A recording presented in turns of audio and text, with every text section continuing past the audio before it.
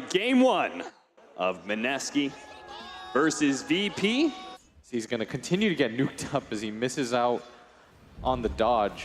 Pasha is also having a hard time being able to cut the creep wave, is going to be forced to TP back. He did pull the creep wave away, which means unless MINESKI finds some sort of solution, TP in from Ninja Boogie, going to head to this mid lane where there's going to be some action in our first blood. No one. 6-minute runes about to spawn. Moon is going to be able to push into Solo here. Solo in trouble, does not have the Fate's Edict to go for the disarm, so he's just going to die to the right clicks. And now an Ancient Apparition may be in trouble. He was actually silenced up. The last word as he casted it, he got silenced, and as a result could not go for the release. So it just slides right on past Ninja Boogie. The support survives, and they kill the big core of VP. Pasha pressuring Moon here. Moon, that was a great flame break, and now he's going to be caught by the lasso. He's just going to tick out here from all this fire damage. The TP rotations from Raging Potato. Again, what is this support really going to be able to do without his level 6? Vengeful Spirit is a good counter to Batrider because of the swap breaking the lasso, but seeing as he's only level 4, MINESKI is struggling to get levels on these supports. Top lane, meanwhile, VP is willing to take some risks to get their support some levels, but those risks do come at a cost. Solo farming up the top lane, ends up getting killed. Now Raging Potato here at bottom. They are going to be throwing out the Echo Slam, just trying to try and pop him faster, but MINESKI's already rotated over. Jit turns into a Batrider himself, grabbing the bat with that flame break and getting the kill. Like, I don't think you just play the passive farming game. He's got to take a more active approach. Yeah, I don't think they have enough stuns to fight late game. Will be able to get off that magic immunity and immediately just saves himself with the Fortune's End as well. They are going to have the long-term disable here on Raging Potato as that purge gets maxed out and locks down that Vengeful Spirit. Going to find out Jit here as well. Actually goes for the lasso now. His team is pretty far away. They are going to be able to get the reflection. He's going to go for the TP out, and the Rod of Atos is there in time. Now the Ice Blast, and that percentage will just cut down a Morphling who tries to morph in his strength like that. A big mid lane push is coming out from MINESKI at the same time, so they will be able to get this mid-tier 1 tower. Let's you say this tower is all critical for most of these lineups, and at least that's going to be a decent exchange. Oh, beautiful silence coming out from Moon as they go from taking that tower to getting aggressive, and Virtus Pro did not expect that one bit. They will not tread into the high ground. That would have been a little bit dangerous, but they'll take the free kill. We haven't talked about this yet, but he's actually been a part of a decent number of kills. He's stolen 12 intelligence so far. Ice Blast. Now the mirror image is going to help KP get out of that lockdown, but he still takes a lot of the damage. Jit turns into a Terrorblade as he jumps forward to the waveform, gets off a Reflection. They do have the Song of Siren, locking down a lot of these heroes, so they're going to try and get set up. But Raging Potato in the back line is still being run over by Pasha. He actually goes for the swap. Now the stun onto the Batrider, and they're going to be able to kill him. Ramses is going to stand here in this fight, and he does have the help of the Oracle. That's why he depended on Solo to be able to save him. Here the silence goes out. Jit is tanky enough to be able to get away, so he's good. KP in his positioning with the Song of Siren was able to get out of danger as well after he sort of set up that initiation. So they basically traded a silencer for a Batrider. Not a bad exchange necessarily for MINESKI, but you definitely want to be able to still defend this mid-tier 1 tower and hold that advantage MINESKI currently has, but they can't afford to lose their heroes. The Drow Ranger's in trouble, will be able to get away as that Fissure wasn't quite enough to allow the Ice Blast to land. Now maybe Ramsey's gotten a little bit too far forward as he silence up. The Echo Slam straight into 2 heroes. No follow-up damage though, and the Terrorblade's still in trouble. There is going to be the meteor missing, and the Sunder does successfully go up with a swap back. It may not matter if you have that extra HP as he's pulled into position, but he actually is turning. KP's in trouble now. The Vengeful Spirit's already dead. The waveform out from Jit as he's not able to get the kill on the Terrorblade. MINESKI, a back and forth fight there, but just little misses here and there. Especially if you can get any sort of stat items, multiple bracers or wraith bands. Yes. You swap and save your ally, you die, but your illusion can still keep right-clicking. The big nuke. Oh no, that E-Blade doesn't land. Oh, but KP they might still have him. Still may be able to get a really good Meteor Hammer with the Global Silence also going off. The Oracle can't save himself. They're going to focus on the fight position first and deal with the Ancient Apparition afterwards. He throws out the Ice Blast, but he's silenced and won't be able to do too much. But Ramsey is still the harder carry here and can run down these heroes. With this, Scotty just rips apart the Morphling, able to take out away the Aegis of the Drow Ranger. And Roger sets up on him. They don't even really need his stuns. Moon is just delaying the inevitable at this point. MINESKI thought they had a good fight. Any of the cores really. The Morphling wants to get a BKB beforehand, and Ramsey's going to pop the DB the DD and go for the Metamorphosis. And they're just going for the high ground. You have to come back faster on MINESKI. Look how quick this went down. They're not in position for this whatsoever. The tier 3 is already dead. Ramses still thinking, maybe I can get some damage on this Ranger Axe. I might as well make sure of it. He's silenced up right now. Does take some damage from the Draw Ranger, but you can see the butterfly into effect. Look at this Glimmer Cave setup, though. We have a Song of Siren now. VP is very well spread. They're going to go for the stun of the Oracle and see if they can burst down Ramsey as quick as possible. The Ice Blast goes out, but there is that global silence. The Ice Blast is released. It does manage to catch on Jin. That is very important, but he's going to be swapped back by Raging Potato. Ramsey still trying to get this damage. He does manage to kill the Morphling. Immediately buys back. Raging Potato may still take out Ramses. Realizes he's got to start backing up as his double damage Metamorphosis is wearing a little thin. And with the buyback of the Morphling, they're just going to move their way backwards, knowing that KP is kind of stuck right now if they can find him. Roger, sure enough, does and manage to get the Fissure block too. KP has no defense of the Song of Siren. He obviously used that to start the fight. So VP will end the fight with a kill on the Naga Siren KP. And so he's like, well, I've got too many items with this Aegis. Drops the boots for the Daedalus and BKB. And it's not like he needs any movement speed when he's just gonna stand there and hit your buildings. It's up to MINESKI to finally find that sick team fight that they've been thinking about this entire time. Drow Ranger just leads out on the Terror Blade, tries to get some damage. But again, he's so tanky, and that Butterfly, how do you stop this? Able to get away from so much damage. The back lines, the Lotus Orb's going to be able to turn around one stun. Roger's going to be saved by Solo. Now they do have the lasso, but that's going to be stopped. Now the Song of Siren. The three nice Meteor Hammer. Together. That's going to be a beautiful Meteor Hammer onto 3 of them. The blink away from Roger is going to be okay. Fissure stopping a lot of this damage. The Terror Blade, though, turning around and helping out his allies. The Echo Slam into the back line. Ajit being controlled up, switched over to the Morphling right before the goal, but it doesn't matter. He just gets ripped apart by the Terror Blade. He tries to go into strength more, but that just means no armor against the physical damage of this Terror Blade. Moon slides away. KP is certainly not farmed enough to be able to stop this. As Virtus Pro say, let's make this easy. Ignore Megas for now. Let's just go hit the tier 4s until a buyback of Ninja Boogie makes them perhaps reconsider.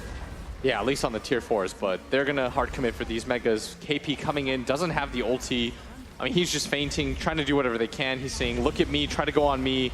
They'll oblige. They'll try to go for the kill onto the swap back. The crit. 1,000 damage from Ramses. A buyback immediately from KP, but now that they've secured Megas, let's go for the throne. And MINESKI, they see the writing on the wall. They call it here. GG. Virtus Pro versus MINESKI. Game 2. VP already up. They have a good mix of damage types, physical, magic. That's why I was kind of confused at the Necro pick. But I think VP's lineup comes online real quickly as the Fissure's going to come in. You're going to be your first blood unless the Fairy Fire? No chance. The last shot from no one. They should know he's here because they had a defensive ward, but maybe they didn't somehow. Roger, they lost sight of him as he was hiding in that hole, and will be able to get the Fissure stun, trying to go for the body block as well onto no one, Moon, and they will be able to get the treants in front of him. Beautifully set up, tries to eat his way through the trees, does so successfully, finds a little shortcut to be able to get through. Now Ninja Boogie tries to return the favor onto Roger, getting in front of him, slowing him as much as possible because they have the puck here. It does manage to land the nuke, gets the silence as well to finish him up. Raging Potato, though, is now stuck inside the trees with Solo and Pasha beating on him. Ninja Boogie trying to help him out as best as possible. They do kill that puck. Moon is a little bit low, and Solo says, screw it, I'm just going to go for the Drow Ranger, but he's a little bit too tanky. Now the physical damage turns back around onto Solo, but with a fresh round of treats. Look at him, he just turns around, gets the glimpse, throws that Moon into position onto Pasha, but Ajit is potentially here to save the day. The Fire allows Moon to be able to survive a little bit longer. Now he's got the healing self, and Roger realizes this is a suicide attempt that he's not going to be able to land onto Moon. He tries to run away, but it is futile in the end as Ajit will be able to pick up the double kill. They defeated the MINESKI Naga Siren, the offlane Naga Siren here. They're going to take Naga Siren into their own hands and show MINESKI how it's done. The smoke is going to run into each other, but Raging Potato running into no one. That's not really the hero they can go for and gank. Oh, the Fissure was almost perfectly timed. Now they're going to be able to get the glimpse back, though, and Raging Potato is in trouble. Goes for the silence. They do not have the Reaper Sight, nor do they need it, as the Wrath of Nature will be able to finish up that puck. Ninja Boogie does manage to land the Ice Path here. Ajit just going to run down this captain, and no one's a bit low on mana. And with this many heroes, they might be able to catch him unless a good Fissure block comes out from Roger. Raging Potato. He does have an orb coming up in a second here, but that's why the Reaper Sight is immediately used by no one. He knows he has the damage to ensure the kill. As long as they have a disable here, Pasha will reveal KP, or KP will reveal a kill onto Pasha instead. But now they're out of disables and they may not have the damage. No, they barely get it. Pasha. Maybe 3. Nagasiren actually has illusions in position at top, but they're going to go for it. Yule Scepter goes out the Fissure, making sure there's no chain stun from KP here, but he's got to get around these treants, and Pasha's just not letting him. One treant stands in front long enough for them to be able to get the glimpse range. Make a kill now. They are smoked up, though, on the 2 supports. Looks like they want to make the long wrap around, but they don't know. MINESKI's also smoked up.